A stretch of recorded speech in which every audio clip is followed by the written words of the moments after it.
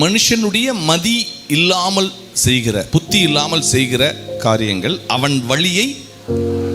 இப்போ நான் இதை எதுக்கு சொல்கிறேன்னா, இன்னைக்கு நீங்கள் ரிப்பேர் பண்ணிட்டு போகும்போது சமாதானமும் சந்தோஷமும் உங்கள் வாழ்க்கையிலே நிறைவாக கிடைக்கும். எப்படி கிடைக்கும்? ஆம், இந்த பிரசங்கத்தின் முடிவிலே நீங்கள் ஒரு முடிவு மட்டும் செஞ்சிட்டீங்கன்னா போதும். அதே மாதிரி வாழ்க்கையில் இளைஞர்களாக இருந்தால், வாலிபராக இருந்தால், இன்னைக்கு செஞ்சீங்கன்னா உங்களுடைய வாழ்க்கையில் நிறைய காரியங்களை, வேதனைகளை கூட்ட தேவையில்லை, வானத்தை சபிக்க தேவையில்லை, தேவனை பார்த்து புலம்ப தேவையில்லை, அவர் கெட்டவர் என்று சொல்ல தேவையில்லை.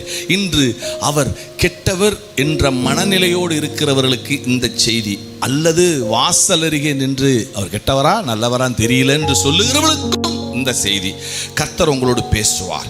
மனுஷனுடைய மதியினம் அவன் வழியை தாறுமாறாக்கும்.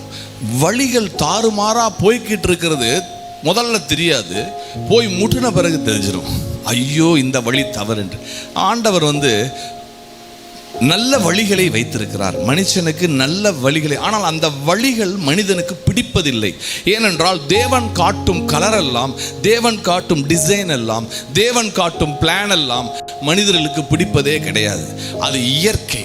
அவர் இந்த ட்ரெஸ் நல்லா இருக்குன்னா எல்லாம் எனக்கு இந்த ட்ரெஸ் தான் நல்லா இருக்குன்னு சொல்லுகிற பிள்ளைகள் போல, அல்லது வீட்டில் இருக்கிறவர்கள் போல, நம்மளுடைய குடும்பத்தார் சில நேரம் தலைவர்கள் சொல்லும்போது, அல்லது அம்மா சொல்லும்போது, அப்பா சொல்லும்போது, பிள்ளைகள் சொல்லுவாங்க, இல்லை இல்லை இல்லை எனக்கு பிடிக்காது, ஒரு மோசமான ட்ரெஸ்ஸை எனக்கு பிடிக்கும்னு சொல்லி வாங்குகிறது போல, நாமும் தேவனுடைய பரம அழைப்பின் அவருடைய சித்தம் இருக்குல்ல, அந்த சித்தத்தின்படி அவர் நமக்கென்று சில காரியங்களை வைத்து அதன்படி அந்த வழியில் நடந்துவான்னு ஒரு குடும்பத்தையோ ஒரு மனிதனையோ சொல்லும்போது அதில் நடப்பது விருப்பம் இல்லை.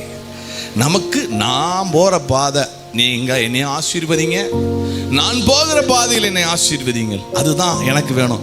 நீங்கள் ஏதாவது ஒரு வழியை காட்டி, நீ இப்படி வா அப்படி வா, காலையில் எந்திரிச்சு ஜெபம் பண்ணு, பைபிள் வாசி, எல்லா ஞாயிற்றுக்கிழமும் சபைக்கு வா என்று சொல்லுகிறதை எல்லாம் என்னால் கேட்க முடியாது.